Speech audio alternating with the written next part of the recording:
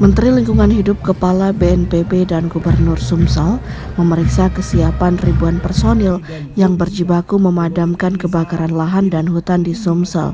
3 unit helikopter waterbombing dari BNPB diterjunkan untuk mengatasi kebakaran hutan dan lahan di Sumatera Selatan. Satgas Pemadaman Darat juga telah dikerahkan ke sejumlah titik rawan. Menteri Lingkungan Hidup Hanif Faisal Nurrafiq menyebutkan modifikasi cuaca turut dilakukan untuk menciptakan hujan buatan. Hujan diharapkan bisa membantu memadamkan api dan mencegah bencana asap. Pihaknya merasa bersyukur ada penurunan karhutla yang cukup serius di Sumsel dibandingkan provinsi lain. Menurutnya luas lahan gambut di Sumsel mencapai 2,1 juta hektar, di mana lahan tersebut relatif stabil karena tinggi muka air masih terjaga.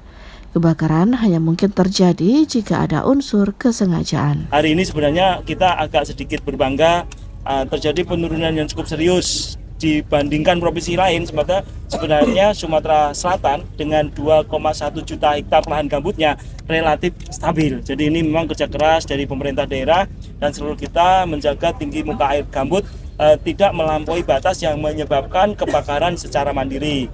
Kepala BNPB Lejen Suharyanto menambahkan, hujan buatan sudah dilakukan sejak sepekan lalu dengan teknik penyemayan garam menggunakan helikopter. Titik api masih terpantau di Kabupaten Muara Enim dan terus dipantau Satgas Darat. Untuk lokasi yang sulit dijangkau, 3 unit helikopter waterbombing melakukan pemadaman udara. Ya, yang tergelar di Sumatera Selatan, yang pertama ada 1 heli operasi modifikasi cuaca. Itu seminggu yang lalu sudah melaksanakan operasi, terbukti dengan hujan ya. Beberapa waktu ini di Sumatera Selatan hujan, di samping oleh Tuhan Yang Maha Kuasa juga oleh operasi modifikasi cuaca. Sementara itu Gubernur Sumsel Herman Deru optimis daerahnya bisa zero asap. Zero asap target kita. Jadi begini ya, kita itu bukan hanya karena takut terganggu aktivitas, apalagi penerbangan masalah asap ini. Kita yang proteksi yang tidak kalah penting adalah kesehatan.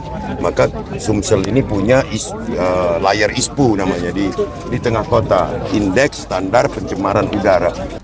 Pemerintah juga menegaskan penegakan hukum akan dilakukan terhadap pemegang konsesi lahan yang membiarkan kebakaran terjadi. Dari Palembang, Bambang Irawan iNews melaporkan.